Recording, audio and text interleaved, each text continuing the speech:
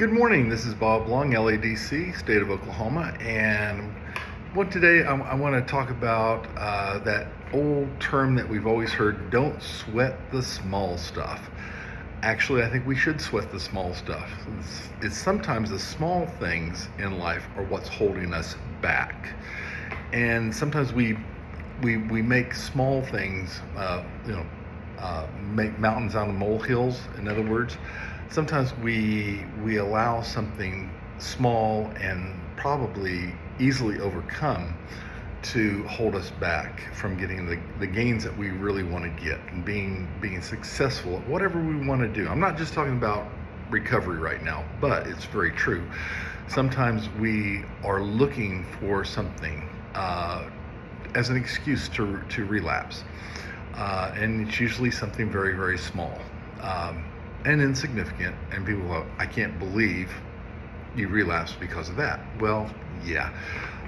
Sometimes we make these reservations to relapse. We go like, if this happens, I'm going to get drunk because who's going to blame me? Who here wouldn't do the same thing? Okay, these are the justifications that come from that little voice of addiction that we have in our head. Many times we hold ourselves back.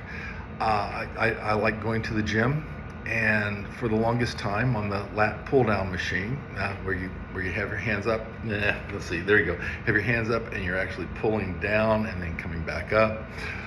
I got stuck, or a plateau, I guess.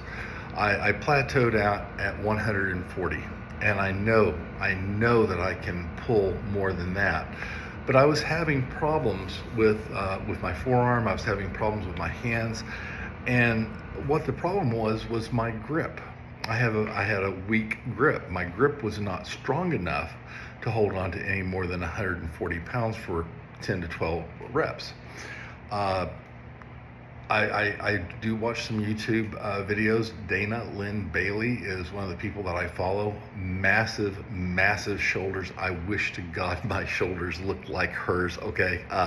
And they might one day, okay? But anyway, here I am listening to a 1 minute short video of hers, and she says, hey, listen, if you're having this problem, and I was, instead of grabbing the bar like this, take your thumb and put it on top of it so your hand turns into a hook. Okay, so you're not really gripping, but you're hooking. Okay, so I said, okay, let's take that one step further.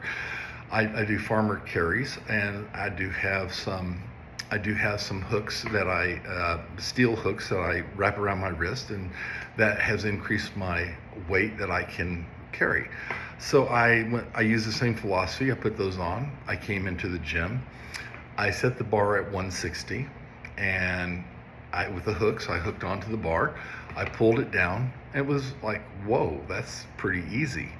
So I unhooked myself, and then I put it up to 180, pulled down. That was fairly easy. I put it up to 200. Now this is a 60-pound increase on my lat pull downs.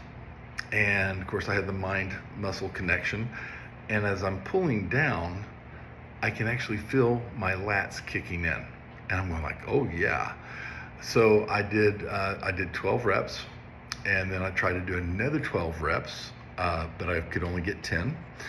And then I went for my final set. I do 3 sets, and I was struggling to knock out 8, and I went like, wow, what a difference. And then, there's this little V thing that you pull down. So I hooked onto that. Again, I set the weight accordingly. I was able to get up to about 240 on that. And I'm pulling down with that. And again, 12. I could have probably done 13. I probably cheated myself out on one. Gave it a rest, went to 10, and I went to 8. And I was able to do it. I was working hard to get the last 2, because that's where the muscle's being built, is the last 2. Many times we give up too easily. We don't want to feel that pain, but the pain is good. Okay, so something very, very small, which was my grip, the small muscles in my hand, my forearm, was keeping me back from the bigger gains that I had, the potential gains that I had in my back. And man, lats are big. Back muscles are big and huge in comparison to the little muscles in my hand. So I was letting something very small hold me back until I found a way to get through that. Now I am working on my grip strength right now. I do want to get my grip strength up and get it better. But what are the little things in your life that's holding you back? What's the little things? Maybe I'm 60 years old. Okay, I'm thinking about going back to college. And of course, for most people, we go like, I don't know. You're probably going to have student loans. It's going to take a couple of years to get your degree. Is it really worth the time and effort it's going to take? Is it going to be cost effective? And again, yes, there is some cost analysis that goes in there, but yes, it's absolutely going to be cost effective. But the little thing is money. Well, I got news for you. There's tuition assistance. And in my line of work, I could decide to be a substance abuse counselor out in the boondocks, and the company I work for that will all be dismissed. So, hey, it's a win-win situation. I'm just have to be willing to go out to one of the small towns in rural Oklahoma, and I love rural Oklahoma. I love Oklahoma. Okay, so anyway, figure out what's holding you back. Ask yourself, how can I get around this? Problem solve.